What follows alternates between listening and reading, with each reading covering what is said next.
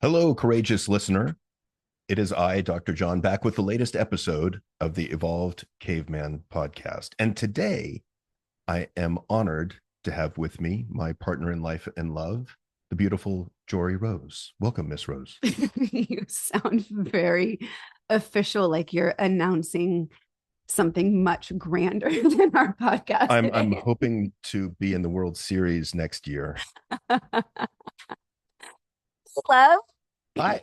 Hi. So we are here today to talk a little bit about relationships and about our new podcast, which we launch this week, this Tuesday, called Love Isn't Enough. Oh, I'm so excited. It's finally here. We've only been talking about this for quite some time. Yeah, and it's all about relationships. It's about how to get the relationship you want, you deserve, how to find happiness and fulfillment in your relationship, and on the flip side, what gets in the way of that. Well, and let's qualify by saying we're not telling people to go out and go find a new relationship. Not necessarily. It depends. But the idea really is that we can build the relationship we desire, deserve, crave, want, long for, yearn for, cry about, see in media and healthy versions of media. And well, let me finish my sentence. That we can have that, but as our podcast is so aptly named, you need more than love. Yeah, I mean, one of the things that when you were talking makes me think that a lot of times what gets in the way of a fantastic relationship is one partner who wants to grow and learn and find ways to become better and show up better in relationship, and the other one that isn't willing. We've seen this firsthand in a variety of examples, and that's a real challenge, especially because one of the things that we always tell our clients when they ask, how do I know if I should stay with this person? One of our stock answers is someone who's inclined towards having a growth mindset, especially about relationship skills.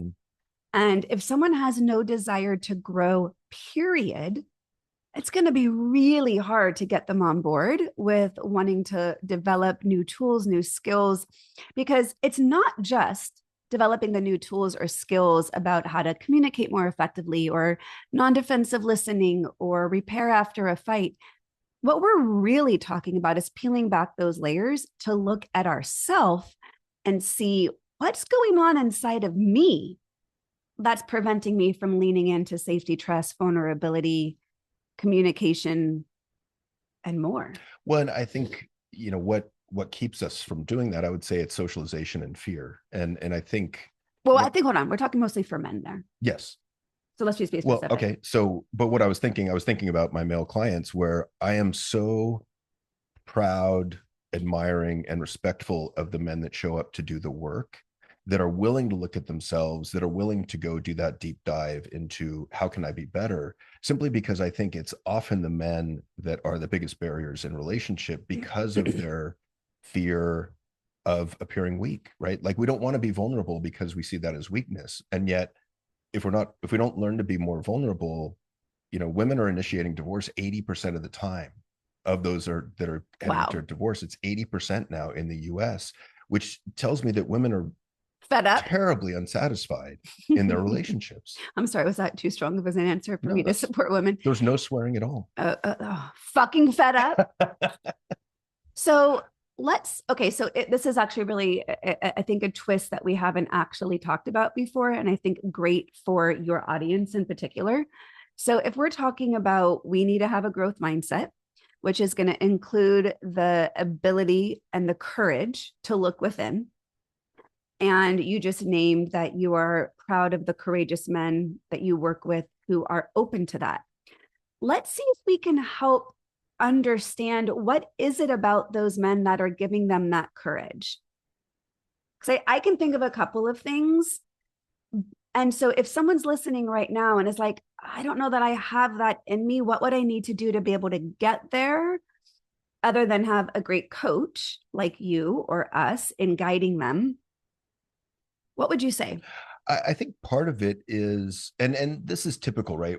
Whenever we do couples work, I would say 90 to 95% of the time, it's the female dragging the male in to do couples work. Correct. And that's shifting a little bit in the last 5 to 10 years, but it's always been that way. And I think that will continue in a large capacity. And that goes back to what you said a moment ago about socialization, as women are socialized to be more relational. So that makes perfect sense. More emotionally aware. I mean, there's all sorts of things, and we are not. And so I think, if we're not in relationship, and we'll just talk about this assuming heterosexuality, but it can go either way.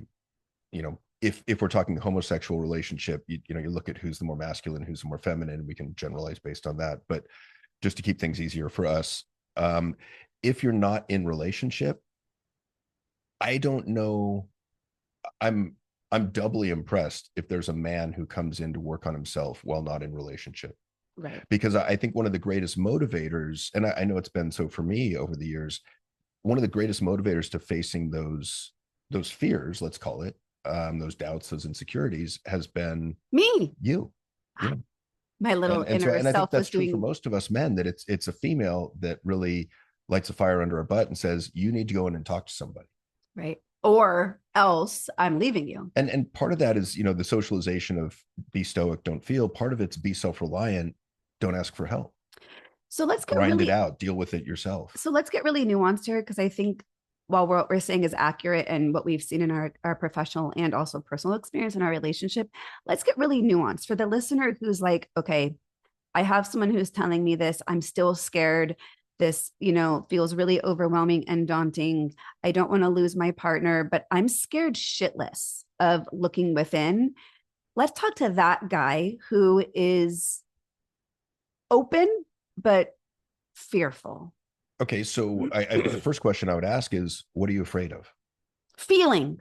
Like, and I think that's it, most of it, right? Like, I don't want to feel. I don't know how to feel. I love the analogy of, I've got a scab on me. If I scratch the scab, it's going to start bleeding and it's never going to stop. In other words, with emotion, if I start to dig into my emotion, how I really feel underneath this surface of invulnerability, if I take the mask off, I'm never going to be able to stop feeling. And so, like, God forbid I'm at work and I start crying, or I show fear, or I'm overcome with a panic attack or anxiety, which, actually might be happening anyway, since we're suppressing all of our emotion.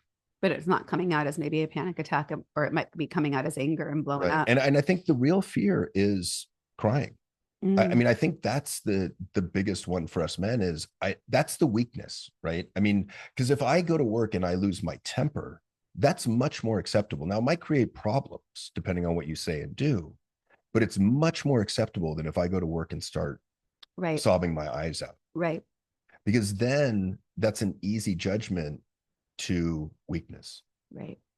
And I really think that's one of our biggest fears. So if that's our biggest fear, or sorry, men's biggest fears, women have their own different fears, I think. If feeling, let's just put that as a broad category of feeling their emotions, crying being one example, getting overwhelmed with emotion and not knowing how to turn the volume down on it or get it to stop, feeling weak, right? You just said that's part of it. What do we do about that? Well, then I would say there's also shame involved with the feeling weak. I could also see just being overwhelmed, paralyzed. Like, I think part of the fear is not being rational, not appearing in charge. And so what do we do about that? I think that we educate people that that's not how emotions work. Even in, I've been doing this work for 30 years, and, particularly since Brett's death, I've been much more easily able to access tears, whether it's, watching a romantic comedy or, seeing something awe-inspiring, or even a deep conversation between us. Yeah. Or I can gratitude. I can bring myself to tears with that, but it's much more controllable and manageable. Like, if I don't want to bring up tears, if I don't want to feel that deeply, I can distract myself. I can take a deep breath. I can turn it off. And so I think there is truth to, once you start to dig into the emotional landscape inside you, that those emotions will come out a little more strongly at first, but it doesn't mean that you're going to be angry or sad or guilt-ridden 100% of the time. It doesn't mean that you can't compartmentalize it still. It doesn't mean that you can't turn it off when you want to. I love the description in the book Burnout by Emily and Amelia Nagoski that came out a few years ago that described emotions as being a tunnel. Mm-hmm. And that we get really stuck when we don't complete the emotion cycle. And all based on research, they explain that there's a beginning, middle, and end to an emotional experience. And we tend to stop ourselves in the middle. And then over time, those emotional uncompleted cycles compound, which lead to emotional burnout. And in that book, they give 7 different research-based ways to help get through that emotion tunnel. Breathing, movement, crying is actually one of them. The interesting thing is it's not crying while ruminating on while you're crying and why, you know, what's going on. And because that can then get us more in the emotion versus out of it. But it's really tuning into the sensation of the tears and like the somatic experience of the crying is what really makes it cathartic. Reaching out to someone you love and trust, journaling, you know, but a lot of these things are going to be more relational that men might not tap into. What if they don't have someone they can reach out to and they feel embarrassed and then they get stuck in a shame spiral, like you said? So, I mean, even just talking about this makes me really have a lot of compassion for the men who have the desire, but not yet have the capacity to be more growth minded. Yeah, it's that whole man box phenomenon is awful to me in the sense that it really cuts us off from 2/3 of the emotional spectrum. And the thing that frustrates me the most about it is it really cuts us off and divorces us from the possibility of happiness. Yeah. Because 1/3 of that emotional spectrum that we are cut off from is the positive emotions, I would argue. Because, you know, we don't want to be seen as something we can be. People can attack our sexuality if we're too positive emotion, fill in the blank. Mm-hmm. If we're too excited, too romantic, too joyous. And going back to high school and middle school, that stuff happened all the time. Mm-hmm. Like as young men, we were mocked and humiliated by our friends if we wanted to go spend time with our girlfriend. Yeah. And like it. And so, yet everyone wanted a girlfriend. Yeah, so it's kind of this, you know, double bind that guys are put in. You want this, and now we're going to tease you because you now have it. How much do you think was jealousy for the guys who didn't have a girlfriend? Well, I think the funny thing is, you know, we talk about this a lot. Of time and attention is the currency of relationship. So that's true for your male or female, both male and female relationships. And so if all of a sudden your time and attention, which you were spending on your group of guy friends, now goes, and usually it was a big number, 75, 80, 90% now goes to a new girlfriend. The guy friends, your circle of guy friends were butthurt. They were hurt. They were angry. They were jealous. They were, and I get it, right? Like you, all of a sudden you've withdrawn your time and attention, which is painful. Mm-hmm. And yet we didn't have the skills or the emotional awareness to talk about it at the time and say, hey, you know, I just want to let you know, like when you stopped hanging out with us because you were hanging out with Sally, like that hurt. Like, is it possible you could kind of split your time and attention a little bit differently? Yeah. So I love this topic because we have seen in our own relationship the benefits of doing that relational work. And, you know, to give you a lot of credit, you had a growth mindset in most areas of your life, but as you've shared on this podcast, have been quite stuck in certain areas, relational, certain areas. And not even the risk, because at that point we had been broken up. You had already lost me, right? And by your choice. And so it was knowing, oh shit, I know what's on the other side of not being vulnerable.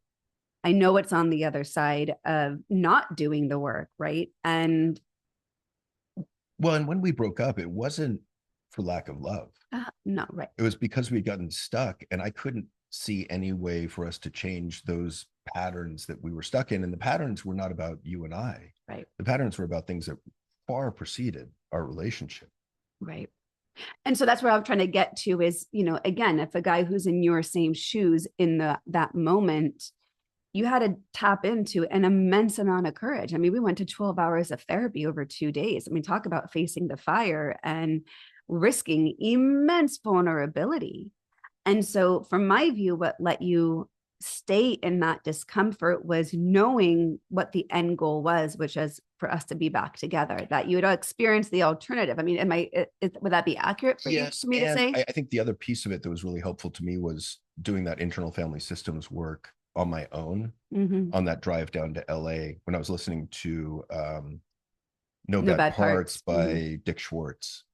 And, you know, that book, by the way, if you're interested, is a great book, especially on Audible, because Dick will walk you through a lot of these exercises and someone else reads the text, which is great because Dick's brilliant, but he kind of puts you to sleep if he's just talking. But it's perfect for the exercises. And so I actually went in and spoke to my 5-year-old self that was coming up with shame when we would get into disagreement. And so part of that was helpful in healing that inner child so that I wasn't getting caught up and flooded and lost in shame.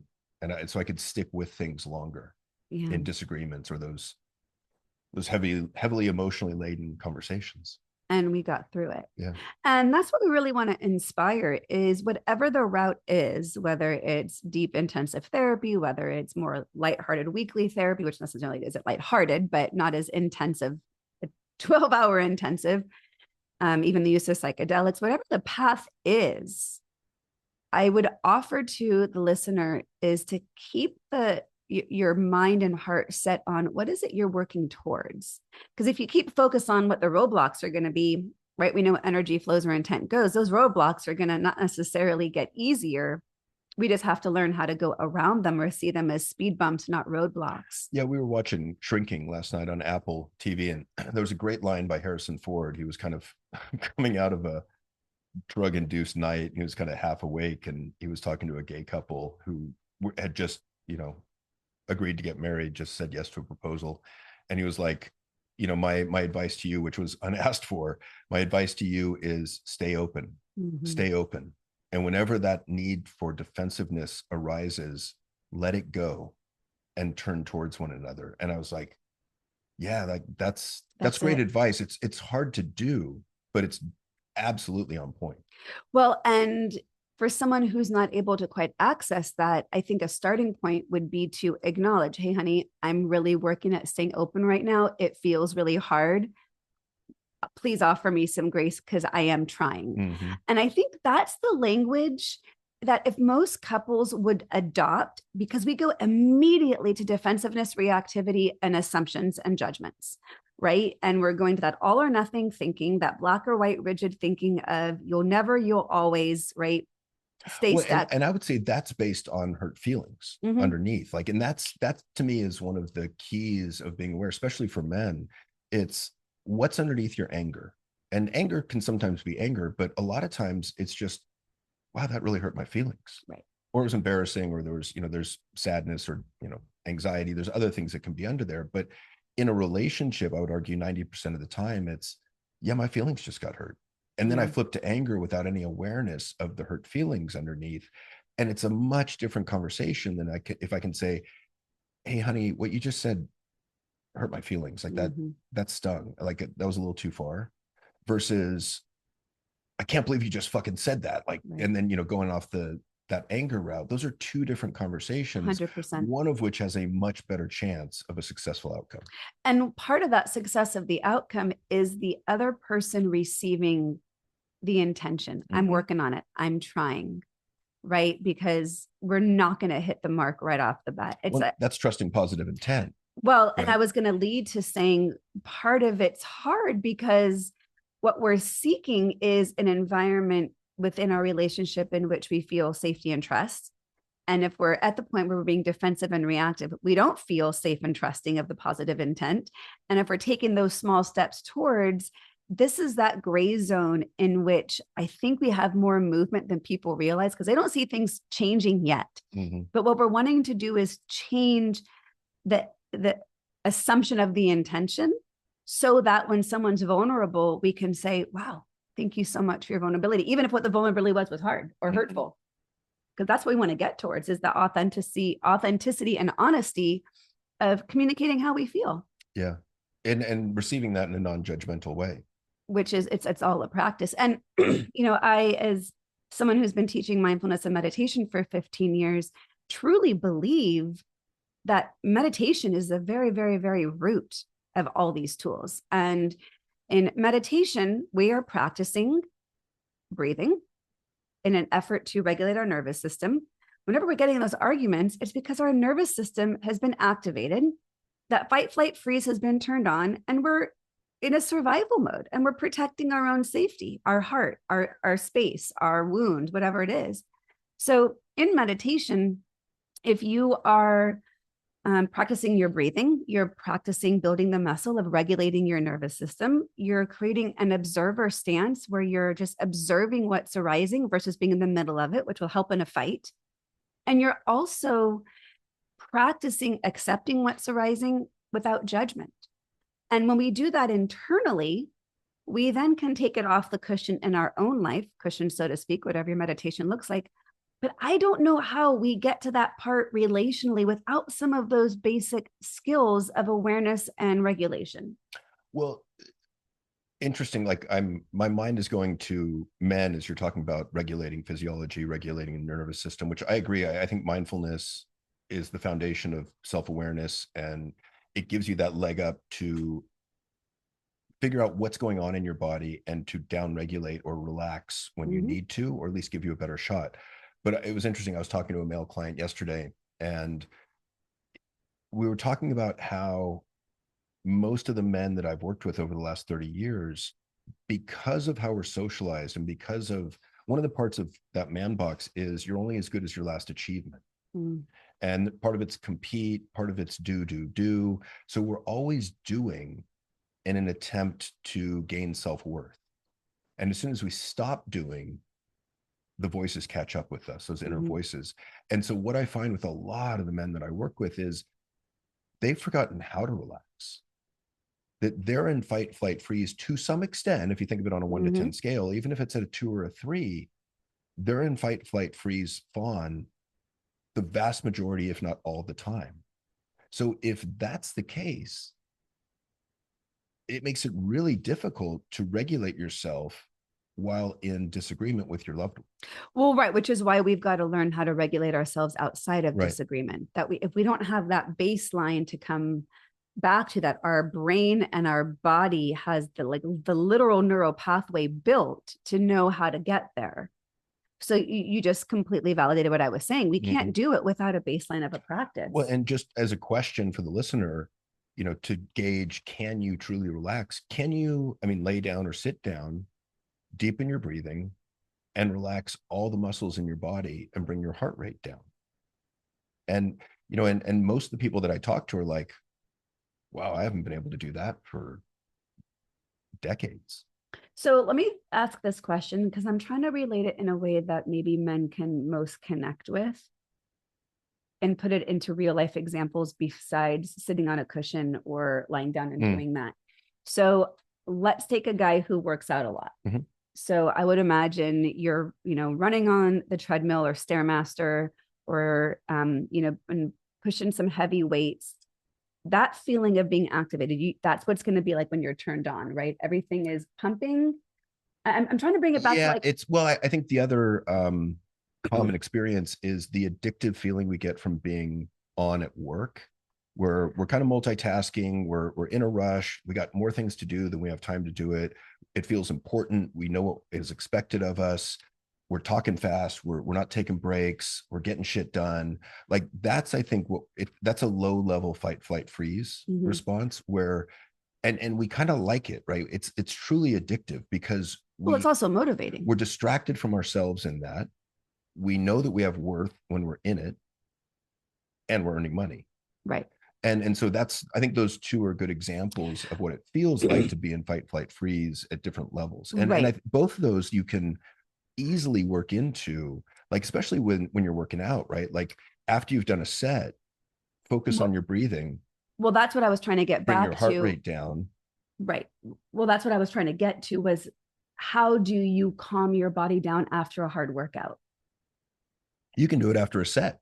Because that's great training, because the way the system's designed is to go on, off, on, off, on, off, right? Not on for years. No way. And I get that. And I think we have that clear, but I'm trying to get back to the guy who's like, that all sounds great. Do I have experience ever having done that? So if you go out for a run, you need to calm your body down. You don't come out from a run and generally I'm thinking, don't go into the right next thing. You've got to get your heart rate down. Mm-hmm. So that might be a great entree point, is look at the areas in which your heart rate is up for things you enjoy that aren't stressful, that is still physical stress on your body. And what are you doing already that you could harness, I think is my point. Yeah. Well, I think one of the things we've got to look at as men is, what do we do for our pastimes, hobbies, or interests? Mm-hmm. In other words, I think what we do is we go to work and then we come home and watch Monday Night Football. What happens when we watch football? Our physiology spikes. We get angry at the ref. We get angry at our team. In any sport, there's more negative emotion than positive emotion, I would argue. Mm-hmm. What else do? We game, violent first-person shooters. What else do? We watch UFC fighting. What else do? We watch boxing. What else do? We go hunting. What else do? We go on motorcycles. What else do? We're driving fast in the car. And so all the activities, or most of them that we do, are aimed at upping our physiology. I would say golf might keep it down. To some extent. But see it's interesting because I think it could. I don't think it does. I think that's one of the brilliance of, like, Tiger Woods, all of his personal stuff aside.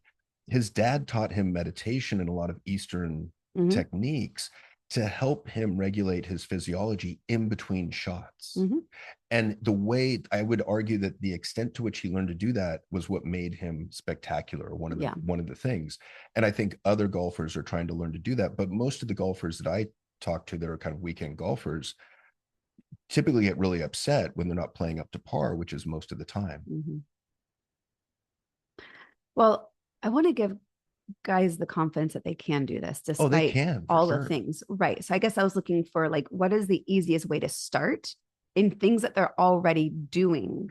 So that way, again, they can harness something that doesn't feel so foreign. Well, that's what, one of the things I would say is, if you're at the gym, work on breathing deeply, work on tuning into your heart rate, work on bringing your heart rate down after each set. If you're playing golf, work on deepening your breath, work on focusing on nature, and see if you can bring your heart rate and your breathing and your physiology down to a relaxed state in between shots. I'm even thinking about, how do you bring your body back to a relaxed state after sex? Yeah. Well, again, it's, lay there, it's focusing on your breath and trying to bring your heart rate down. And it takes practice, but it's not that we have to, and this, but this is for the listener. It's not that we have to practice mindfulness 6 hours a day, 7 days a week. No. Most of the research has been done on 20 minutes a day, 5 days a week, but that 20 minutes doesn't have to be consecutive. No. And so you can think about it as practicing and refocusing on your breath and being where your feet are, or being present in little 1 to 2 minute chunks mm-hmm. throughout the day. So golf is a great opportunity to practice. In between sets of the gym, great opportunity to practice. The car drive home from work is a great place to practice that. And if you don't have a commute anymore, then, maybe go for a 5-minute walk if you work mm-hmm. from home, just to reset your nervous system before entering back in with your family. And I think all of what we're saying here is the defensiveness, the reactivity is harder to access when you're calm. When you're calm, you're not going to be as reactive. Okay, right. Gotcha. So we've got to build more of that practice in to regulate when we're activated, when we're stressed, when we're overwhelmed, when we're anxious, when we're angry. That defensiveness and reactivity is going to be right at your fingertips. Yeah. It's not going to take very much for, someone to be reactive. Well, and let me ask you this. What percentage of your clients would you say are overworked and too busy? I know that's not all your clients, but. Well, I think define, what work is. I think for most moms, that never ends. I work mostly with women. And so the sense of my to-do list never, ever, ever ends. I'm just now, after 20 years of being a full-time mom, beginning to feel like, there's not much I need to go do right now. That's amazing. And that's the beauty of empty nesting and living with a partner who takes half the load with me. But not many people have that experience. And what I do see is especially a lot of women who stay busy so as not to access their emotion. I've heard from so many women over the years, if I slow down, I'm going to realize how unhappy I am. I knew someone once who would do P90X workouts starting at 11:30 at night. Wow. Because that prevented them from getting in bed with their partner. I saw women who would go all day long without so much of a breath for herself, because if she tapped into who am I, what do I want, what do I need, that breakdown would be, talk about that emotional overwhelm. So women have it too. Oh yeah. Women, definitely feel that. And part of it's the glorification of busyness. Part of it is, what does it mean? This is a conversation I have a lot of moms of, the quote, good mom, right? The good mom is one who does all of these things for their kids. When I would argue the good mom is one who teaches the kids to be self-sufficient so they can go off to college and live their life or out of the house. Regulate their physiology too, I would argue. Right. And, we're just perpetuating a horrible cycle. Yeah. And at the end of the day, I don't know a ton of couples that are like really happy. I think they have moments of it for sure. They might love their partners, but I don't know that they always like them. I feel like, the difficulty in speaking our truth when things come up, they don't know how to, be honest. Yeah. For fear of reactivity, defensiveness, judgment, shutdown, emotional, physical, mental, spiritual punishment. I mean, there's a lot of reasons we don't. Well, which brings us back to the beginning of the conversation, which is the idea of love isn't enough. And the thing that excites me about this approach is these are learnable tools that if you and your partner are interested and curious, that these are tools that you can begin to master and incredibly vastly improve the quality and fulfillment of your relationship. So let's give a plug for what a happy relationship looks like. Because I would say, you and I have been together almost 9 years and we were really, really happy for a very long time, despite our challenges. Despite our challenges, we've been happy for quite a long time. Would you agree? Absolutely. Okay. And I would then argue that since our breakup and getting back together, we are how much happier? How do we quantify that? Geez, part of it is the trust went from 90% to 110%, which that was, and again, that wasn't about you for me, that was about my past. Right. But I guess what I want to be able to say is we were happy. We had frequent sex. We rarely argued. When we got stuck, I don't know, it was not horrible. Sometimes it was big fights. 2 or 3 times. Yeah. But they weren't big. I would say they were extended. They were right. Long. But I would say what we were experiencing prior to our breakup was a good generalized happiness. And now, since having done the work, and by doing the work, going to therapy, looking at our own inner demons, our own wounds, doing our own work to heal, making the repairs on our stuff with each other in the past, really opening up vulnerable conversation, communication. What do we have now? Let's give the before and after. So now, and some of this we had before, but I think we just took it to the next level after the breakup. And so I think one of the things that was really helpful was our self-awareness of, what am I feeling? What am I thinking? What are my values? What are my hopes? What are my dreams? And I think we both always had that, but how that showed up to make for the better relationship. I guess I want to keep what can someone say? I want that, kind of the whole when Harry met Sally, I'll have what she's having. How does that translate for the average listener? If I'm aware of my emotions, then I've got greater empathy for yours. I can get more specific in what it is you're feeling. So I can tell what you're feeling and I can respond more appropriately. So it makes me more aware of your needs as well as your feelings. Which in turn will make me feel my favorite 3 words, seen, heard, and validated, but not just seen, heard, and validated. I will feel safe. Yeah. And safe cannot be overstated, the importance of safety and security in a relationship. I really think it's the fundamental thing that we are shooting for, is to make our partner feel safe. And I think, we talk a lot about masculinity and femininity, man box. And I think that one of the greatest things we can do as men in terms of exercising and displaying our masculinity is to show our gentleness with our loved ones. Yeah. That to me is the ultimate. Right. So, Yeah. So working towards creating greater emotional safety on both sides, vulnerability and responding well. Mm-hmm. Right. I mean, if I get angry, which is rare now, but if I were to get upset, your likely very first response would be, thank you for sharing your anger with me. Yeah. Or I can see, I mean, I'd validate first. I can see that you're really upset. I can see that you're pissed off. So that again creates the safety to express ourselves without fear of consequence. Mm-hmm. Okay. So what are the other benefits we've gotten? I don't think there's any game playing.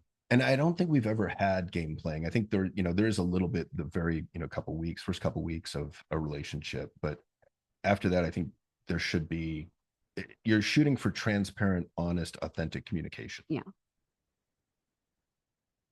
And once we have that, I guess what I'm trying to get at is there is no walking on eggshells. Mm-mm. There is no topics that feel like, oh, I don't know that I can bring that up. I mean, things might get uncomfortable, but there's no repercussion for mm-hmm. any of that. And our intimacy has skyrocketed. Mm-hmm. And yeah, it's unlike anything I've seen. And, intimacy being not just sex, but just sex is a nice part of that. No, it's a huge part. And I think, people want to be able to feel more connected during sex. Well, you got to work at all the connections every little bit throughout the day. And so I think we went from a good relationship to a great mm-hmm. relationship. And that's what I want to sell to people. Yeah. Not like I'm selling you something, but honestly, like that's what I want to portray of we both feel confident in positive intentions of the other. We both feel supported on our individual ventures and friendships. Well, let me ask you this, because I think one of the things has to do with paper cuts. So how do you feel as far as the paper cuts, those emotional hurts in our relationship? Well, currently or old ones? Currently. Well, or I mean, yeah, are you holding on to any? I don't have any. I mean, there's no current paper cuts. Yeah. And it's rare when the thought of an old one arises. But in the past, if I were to feel hurt, I think I would have held it in a little bit more because I wouldn't want to like rock the boat. And now I can very safely and easily share, oh, I just had a thought about something and that kind of bummed me out and that hurt. And you can join with me and say, yeah, I get that hurt. Come here, let me give you a hug. And then it's done. Yeah. And I love you. Like, I think I love you. You're safe. Some of those intrusive thoughts, you need reassurance. People need reassurance. Right. Not just you. Right. But I would agree. I think that I don't feel like there's any old paper cuts that we're holding on to, which is pretty incredible. Because we had some big ones. Uh-huh. And we know also, and you guys have heard me say this, the listeners heard me say this, that relationships don't end typically because of an affair, something massive. They end because of an accumulation of those paper cuts, the small hurts, angers, annoyances, being ignored. Mm-hmm. And that stuff accumulates. And then your perception of your partner goes from positive to negative. Yeah.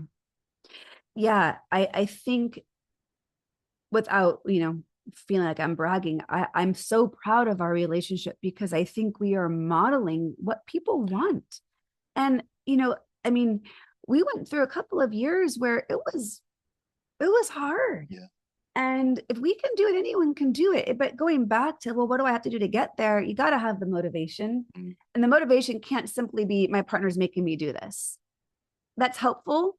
And you got to find something internally to say, how does this really benefit my overall life when I do this? Yeah. And one of the things I like in response to that is, listen, I'm not that attached to this relationship. If I'm talking to a couple, this relationship may or may not last.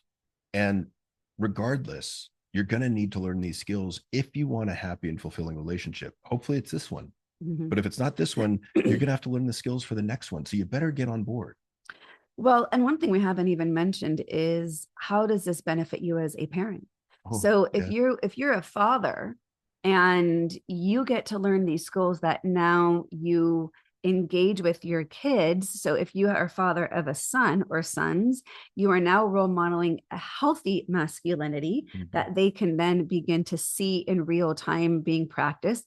And if you practice these with your daughter or daughters, they begin to experience what it feels like for a man to see, validate, and hear them. Yeah, and it gives your daughters the blueprint for what they're looking for in a potential mate. Right. And we've done a lot of work on that with our three girls. Mm-hmm. And you know what, my daughter Molly told me a few weeks ago, she was like, yeah, I really have to thank you and Jory, because you made me believe in love again. You showed me that a good relationship is possible. I love that which so is much. A beautiful compliment. Yeah. I remember when we first started dating, you would bring me flowers more often than you have in recent years.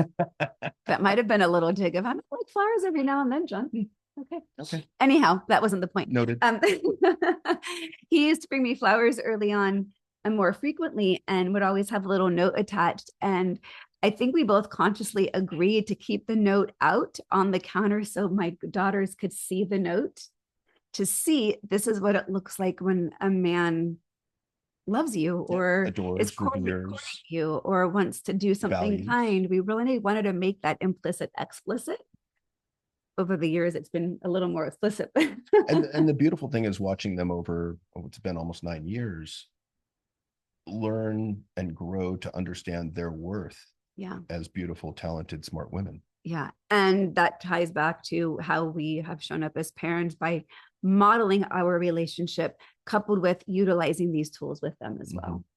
But going back to this question, I think, you know, one of the other things that I love about our relationship, and I think you've grown tremendously here, is our ability to be playful with one another. It helps. I mean, it's number one, it's more fun and we can laugh more and be silly more. But number two, I think we can call each other a name when we're mildly annoyed, which helps with the annoyance, but it's joking. But there's some truth to it that it's both. It can alleviate a little pressure. It's like a little mini earthquake without a big one, right? It just lets off some of the steam. And I would never call you a name in anger. No, that's totally different. But to have the permission, and we've talked about this, to have the permission to call each other asshole, then, or whatever it is, right? It's helpful in blowing off steam. Cards. Yeah. I swear at you, especially when we're playing cards. Yeah, it's like I get into like swearing Tourette's at times. But I don't think I ever would have felt that safe before. To do some of that playful name calling. And you know, I have to say, I have some family members, one of the marriages that I really look up to and really revere as a strong married couple. Their banter is fantastic, but from the outside, for somebody who doesn't have playfulness in their life, it feels mean until you realize, no, that's love. There's a lot of safety in that. It's not mean. If it's ill-intended and mean-spirited, that's different. But a playful tone, intention of not hurting and harming. Yeah. And I think one of the other things we do really well is accept, and we kind of touched on this, but accept each other's emotions. And you started this long ago. I did. That's why he fell in love with me. It took me more years to believe it, just because I'd never had that experience before. But I think we do a great job of accepting that emotions they simply are. They're not rational. They're not wrong. And the more quickly we can see, hear, and validate the other person's emotions, the more quickly they go away. And that, you know, part of that includes listening without defense, like not defending what I was thinking, what I was planning, what I was trying to do. And that takes a little bit of skill too, but that's a huge game changer. It is. Well, and I think it goes back to that old adage that we are not thinking beings that feel, we are feeling beings that think. Yeah, right. Antonio Damasio. So when we recognize that our emotions are the core of us, it's our heart center. I mean, it's not our rationality that makes up who we are. But we're animals. At some level, we're animals. And I think we have this illusion that we're rational and intellectual and analytical and smart. And I think that really works against us. Yeah. I think, that I was talking to a man a couple of days ago about how we over-identify with the thinker in our head. Yeah. And we're so much more than that. We're so much more. And we got to allow our partner to be human. Yeah. Which means making mistakes and offering grace and forgiveness. And we struggled with that one for a bit. I think we expected each other to be emotionally perfect at some level. And I remember you saying to me, like, we'd get in a disagreement. And I know what you're going to say. Well, you're the anger management expert. Yeah. Like, how come you can't, manage your anger? Or I know I would be like, because I'm human. I'm still going to get angry. I'm still hurt. Right. And I would say, you teach this shit. I know that was a dig. I'm sorry. That's okay. I've Because apologized we've also talked about that, and you don't do that anymore. So I don't do that at all. And I get it too, right? I think there is this magical thinking that we have of this shouldn't happen, or because you're an expert in this, you shouldn't feel this. Right. Brene Brown's great at that when she talks about all of her research, that she struggles in most of the things that she researched, and probably why she's so curious about it. Well, and I think that's one of the things I'll share with a lot of clients, right? That humanity, that part of me that still feels deeply, is one of the most frustrating parts of me. And we'll say that sometimes, like, fucking humanity, for that very reason, that it's like, I'm sorry, like, I lost my temper. Yeah. I think one of the things that, for couples who really want to get closer is not just have the culture of gratitude and appreciation, but I mean, I don't want to understate that, but all this has to be named specifically, because I think for many couples, becoming closer, becoming happier is conceptual. And I think unless we have some marked route markers, like, some actual like talking points, destinations we're trying to reach as a couple, it's really hard to know where we're going if we don't have that roadmap of what does being closer to you mean. Because if we're just say, if I said to you, hey, John, I really want to feel close in our relationship, that's really vague. So we'd have to come upon a shared common language of understanding. When I say closer, what do I mean? When you say closer, what do you mean? And what would it look like for us to take the steps to get there? Well, the only way couples are going to get there is if they have check-ins with each other. And we know most couples don't do that. Well, and you got to put language on this stuff. I think you got to share with your partner, what is it you're trying to get better at? Like, when I talk to men, and I'm not doing couples work with them, I'm just seeing the man individually, I'm like, look, go share with your wife one or two of the ideas that we've talked about today, one or two of the tools that we're working on, because she needs to see that you're putting in the effort, and that's the best way that you can do it. So don't just go home, and when she says, oh, how was your talk with John? Oh, it was fine. Worst thing you can do. Like, you don't have to share what you shared with me, but share what I shared with you in terms of tools.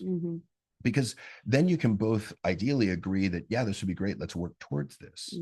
Or, let's work towards being more appreciative and grateful to one another for all the things that we're doing around the house, for example. And then it becomes a self-reinforcing positive upward spiral. Yeah.